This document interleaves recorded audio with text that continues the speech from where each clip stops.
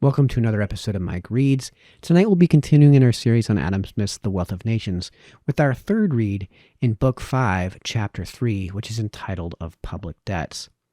As mentioned in the previous read, I don't see any indicators that we're going to need to do this, but as mentioned in the previous read, Smith likes to round numbers to the nearest 44th of a pence when referring to even numbers that total in the hundreds of millions of pounds. So from now on, just to make this read a little bit ergonomic, whatever number is the last number before the first comma, that's what we're rounding to. So if we're talking about hundreds of thousands of dollars, I'm going to round to the nearest $1,000, or pounds, excuse me. If we're talking about tens of millions of pounds, I'm going to round to the nearest million pounds. So with that caveat out of the way, let's dive right on in. The public funds of the different indebted nations of Europe, particularly those of England, have by one author been represented as the accumulation of a great capital superadded to the other capital of the country, by means of which its trade is extended, its manufactures multiplied, and its land cultivated and improved much beyond what they could have been in means of that other capital only. He does not consider that the capital which the first creditors of the public advanced to government was, from the moment in which they advanced it, a certain proportion of the annual produce turned away from serving in the function of a capital to serve in that of a revenue, from maintaining productive laborers to maintain unproductive ones, and to be spent and wasted, generally in the course of the year, even without even the hope of any future reproduction.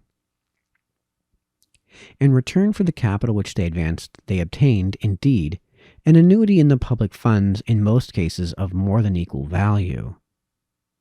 This annuity, no doubt, replaced to them their capital and enabled them to carry on their trade and business to the same or perhaps to a greater extent than before. That is, they were enabled either to borrow of other people a new capital upon the credit of this annuity, or by selling it to get from other people a new capital of their own, equal or superior to that which they had advanced to government. This new capital, however, which they in this manner either bought or borrowed of other people, must have existed in the country before, and must have been employed, as all capitals are, in maintaining productive labor. When it came into the hands of those who had advanced their money to government, though it was in some respects a new capital to them, it was not so to the country, but was only a capital withdrawn from certain employments in order to be turned towards others. Though it replaced to them what they had advanced to government, it did not replace it to the country. Had they not advanced this capital to government, there would have been in the country two capitals, two portions of the annual produce instead of one, employed in maintaining productive labor. When for defraying the expense of government a revenue is raised within the year from the produce of free or unmortgaged taxes, a certain portion of the revenue of private people is only turned away from maintaining one species of unproductive labor towards maintaining another. Some part of what they pay in those taxes might no doubt have been accumulated into capital and consequently employed in maintaining productive labor. But the greater part would probably have been spent and consequently employed in maintaining unproductive labor. The public expense, however, when defrayed in this manner, no doubt hinders more or less the further accumulation of new capital, but it does not necessarily occasion the destruction of any actually existing capital. When the public expense is defrayed by funding, it is defrayed by the annual destruction of some capital which had before existed in the country, but by the perversion of some portion of the annual produce which had before been destined for the maintenance of productive labor towards that of unproductive labor. As in this case, however, the taxes are lighter than they would have been had a revenue sufficient for defraying the same expense been raised within the year. The private revenue of individuals is necessarily less burdened, and consequently their ability to save and accumulate some part of that revenue into capital is a good deal less impaired. If the method of funding destroy more old capital, it at the same time hinders less the accumulation or acquisition of new capital than that of defraying the public expense by revenue raised within the year. Under the system of funding, the frugality and industry of private people can more easily repair the breaches which the waste and extravagance of government may occasionally make in the general capital of the society. It is only during the continuance of war, however, that the system of funding has this advantage over the other system. Were the expense of war to be defrayed always by a revenue raised within the year, the taxes from which that extraordinary revenue was drawn would last no longer than the year. The ability of private people to accumulate less during the war, though less during the war, would have been greater during the peace than under the system of funding. War would not necessarily have occasioned the destruction of any old capitals, and peace would have occasioned the accumulation of many more new. Wars would, in general, be more speedily concluded and less wantonly undertaken. The people feeling, during the continuance of the war, the complete burden of it, would soon grow weary of it, and government, in order to humor them, would not be under the necessity of carrying it on longer than it was necessary to do so. The foresight of the heavy and unavoidable burdens of war would hinder the people from wantonly calling for it when there was no real or solid interest to fight for. The seasons during which the ability of private people to accumulate was somewhat impaired would occur more rarely and be of shorter continuance.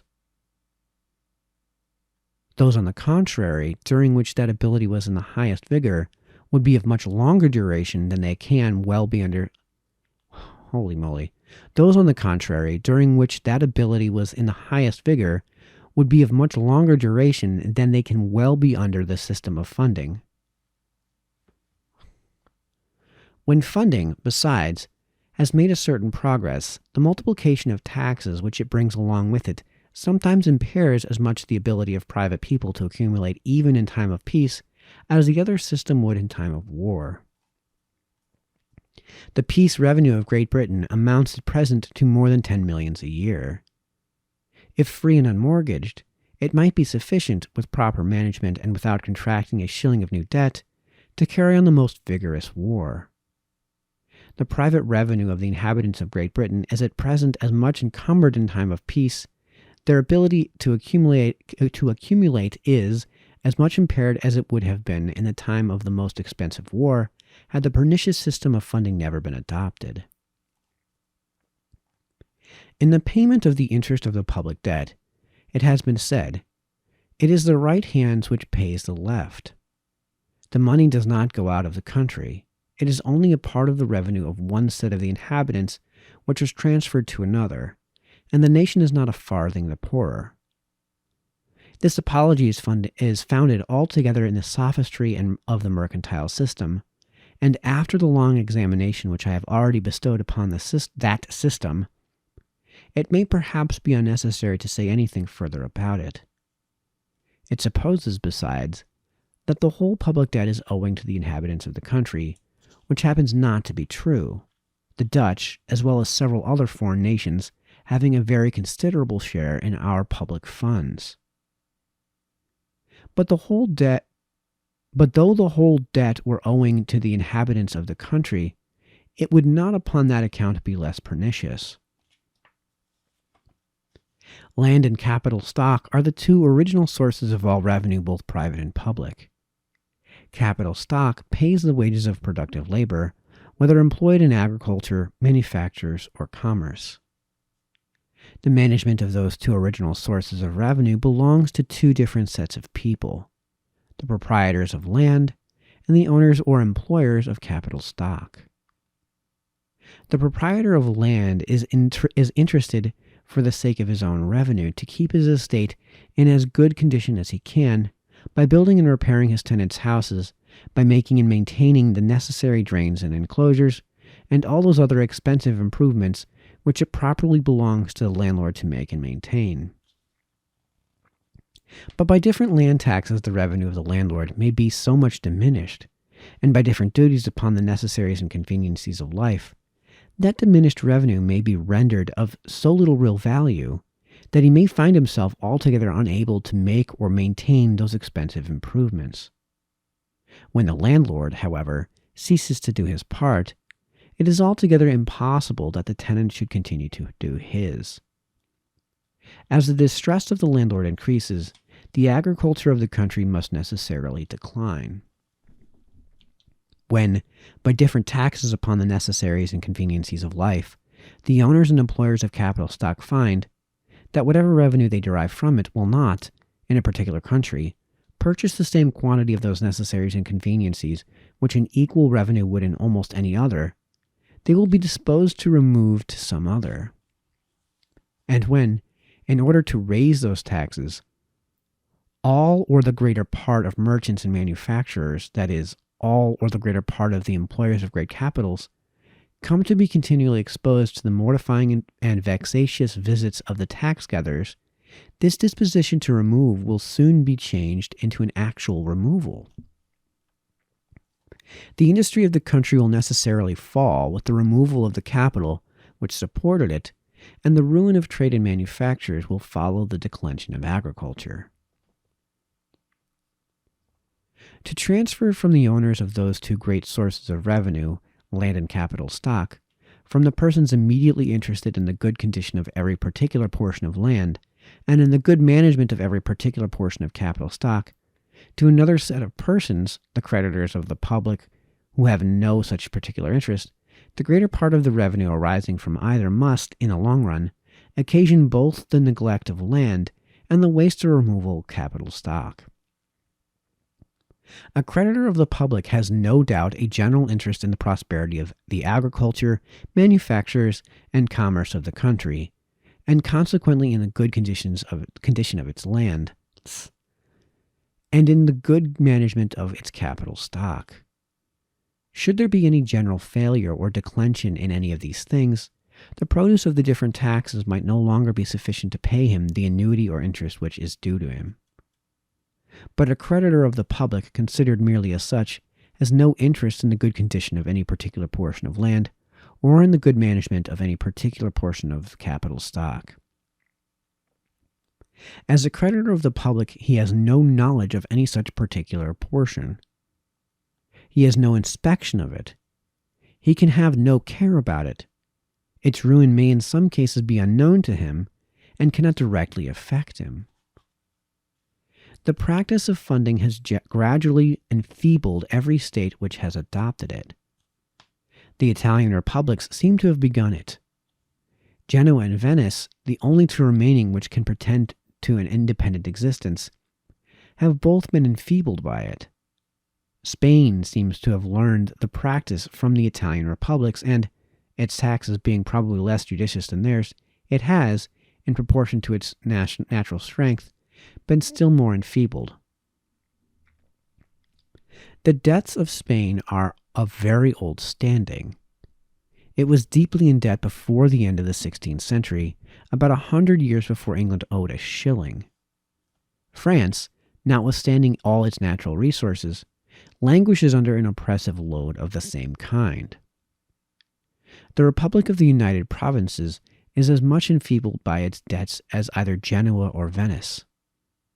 Is it likely that in Great Britain alone a practice which has brought either weakness or desolation into every other country should prove altogether innocent?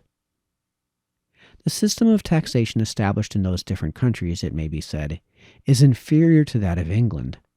I believe it is so. But it ought to be remembered that when the wisest government has exhausted all the proper subjects of taxation, it must, in cases of urgent necessity, have recourse to improper ones. The wise Republic of Holland has upon some occasions been obliged to have recourse to taxes as inconvenient as the greater part of those of Spain. Another war, begun before any considerable liberation of the public revenue, had been brought about, and growing in its progress as expensive as the last war, may, from irresistible necessity, render the British system of taxation as oppressive as that of Holland, or even as that of Spain. To the honor of our present system of taxation, indeed, It has hitherto given so little embarrassment to industry that, during the course even of the most expensive wars, the frugality and good conduct of individuals seem to have been able, by saving and accumulation, to repair all the breaches which the waste and extravagance of government had made in the general capital of the society. At the conclusion of the late war, the most expensive that Great Britain ever waged, her agriculture was as flourishing, her manufacturers as numerous and as fully employed, and her commerce as extensive as they had ever been before. The capital, therefore, which supported all those different branches of industry, must have been equal to what it had ever been before. Since the peace, agriculture has been still further improved. The rents of houses have risen in every town and village of the country, a proof of the increasing wealth and revenue of the people, and the annual amount of the greater part of the old taxes, of the principal branches of the excise and customs in particular, has been continually increasing, an equally clear proof of an increasing consumption and consequently of an increasing produce, which could alone support that consumption. Great Britain seems to support with ease a burden which, half a century ago, nobody believed her capable of supporting. Let us not, however, upon this account, rashly conclude that she is capable of supporting any burden, nor even be too confident that she could support without great distress a burden a little greater than what has already been laid upon her. When national debts have once been accumulated to a certain degree, there is scarce, I believe, a single instance of their having been fairly and completely paid. The liberation of the public revenue, if it has ever been brought about at all, has always been brought about by a bankruptcy, sometimes by an avowed one, but always by a real one, though frequently by a pretended payment. The raising of the denomination of the coin has been the most usual expedient by which a real public bankruptcy has been disguised under the appearance of a pretended payment. If a sixpence, for example, should either by act of Parliament or royal proclamation be raised to the denomination of a shilling, and 26 pences to that of a pound sterling, the person who under the old denomination had borrowed 20 shillings, or near 4 ounces of silver, would, under the new, pay with 26 pences, or with something less than 2 ounces. A national debt of about 128 millions, nearly the capital of the funded and unfunded debt of Great Britain, might in this manner be paid with about 64 millions of our present money. It would indeed be a pretended payment only, and the creditors of the public would really be defrauded of 10 shillings in the pound of what was due to them. The calamity, too, would extend much further than to the creditors of the public, and those of every private person would suffer a proportionable loss, and this without any advantage, but in most cases with a great additional loss, to the creditors of the public. If the creditors of the public indeed were generally much in debt to other people, they might in some measure compensate their loss by paying their creditors in the same coin in which the public had paid them. But in most countries the creditors of the public are, the greater part of them, wealthy people, who stand more in the relation of creditors than in that of debtors toward the rest of their fellow citizens. A pretended payment of this kind, therefore, instead of alleviating, aggravates in most cases the loss of the creditors of the public, and without any advantage to the public, extends the calamity to a greater number of other innocent people. It occasions a general and most pernicious subversion of the fortunes of private people, enriching in most cases the idle and profuse debtor at the expense of the industrious and frugal creditor, and transporting a great part of the national capital from the hands which were likely to increase and improve it to those which are likely to dissipate and destroy it. When it becomes necessary for a state to declare itself bankrupt, in the same manner as when it becomes necessary for an individual to do so, a fair, open, and avowed bankruptcy is always the measure which is both least dishonorable to the debtor and least hurtful to the creditor. The honor of a state is surely very poorly provided for when, in order to cover the disgrace of a real bankruptcy, it has recourse to a juggling track of this kind, so easily seen through and at the same time so extremely pernicious. Almost all states, however, ancient as well as modern, when reduced to this necessity, have, upon some occasions, played this very juggling trick. The Romans, at the end of the First Punic War, reduced the as, the coin or denomination by which they computed the value of all their coins, from containing 12 ounces of copper to contain only 2 ounces. That is, they raised 2 ounces of copper to a denomination which had always before expressed the value of 12 ounces. The Republic was, in this manner, enabled to pay the great debts which it had contracted with the sixth part of what it really owed. So sudden and so great a bankruptcy, we should in the present times be apt to imagine, must have occasioned a very violent popular clamor. It does not appear to have occasioned any. The law which enacted it was, like all other laws relating to the coin, introduced and carried through the assembly of the people by a tribune, and was probably a very unpopular law. In Rome, as in all the other ancient republics, the poor people were constantly in debt to the rich and the great, who, in order to secure their votes at the annual elections, used to lend them money at exorbitant interest, which, being never paid, soon accumulated into a sum too great either for the debtor to pay or for anybody else to pay for him. The debtor, for fear of a very severe execution, was obliged, without any further gratuity, to vote for the candidate whom the creditor recommended. In spite of all the laws against bribery and corruption, the bounty of the candidates, together with the occasional distributions of corn, which were ordered by the Senate, were the principal funds from which, during the latter times of the Roman Republic, the poor citizens derived their subsistence.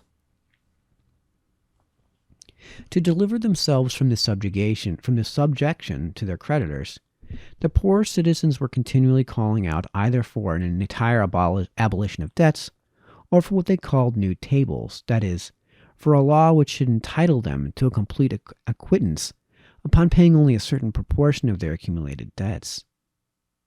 The law which reduced the coin of all denominations to a sixth part of its former value, as it enabled them to pay their debts with a sixth part of what they really owed, was equivalent to the most advantageous new tables. In order to satisfy the people, the rich and the great were, upon several different occasions, obliged to consent to laws both for abolishing debts and for introducing new tables, and they probably were introduced to consent to this law partly for the same reason, and partly that, by liberating the public revenue, they might restore vigor to that government of which they themselves had the principal direction.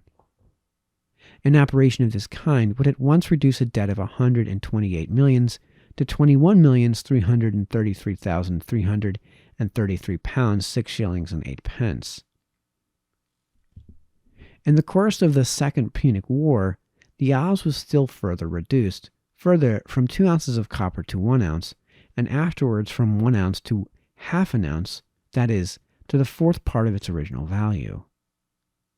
By combining the 3 Roman operations into one, a debt of 128 millions of our present money might in this manner be reduced all at once to a debt of 5,300,000, etc. pounds. Even the enormous debt of Great Britain might in this manner soon be paid. By means of such expedients, the coin of, I believe, all nations has been gradually reduced more and more below its original value, and the same nominal sum has been gradually brought to contain a smaller and smaller quantity of silver. Nations have sometimes, for the same purpose, adulterated the standard of their coin, that is, have mixed a greater quantity of alloy in it. If in the pound weight of our silver coin, for example, instead of 18 penny weight, according to the present standard, there was mixed 8 ounces of alloy, a pound sterling or 20 shillings of such coin would be worth little more than 6 shillings and 8 pence of our present money. The quantity of silver contained in 6 shillings and 8 pence of our present money would thus be raised very nearly to the denomination of a pound sterling. The adulteration of the standard has exactly the same effect with what the French call an augmentation, or a direct raising of the denomination of the coin. All right, so that's going to give us a pretty good stopping point. Hopefully we don't have too much French in the next read, though it looks like we're going to. So until then, this has been Mike, signing off.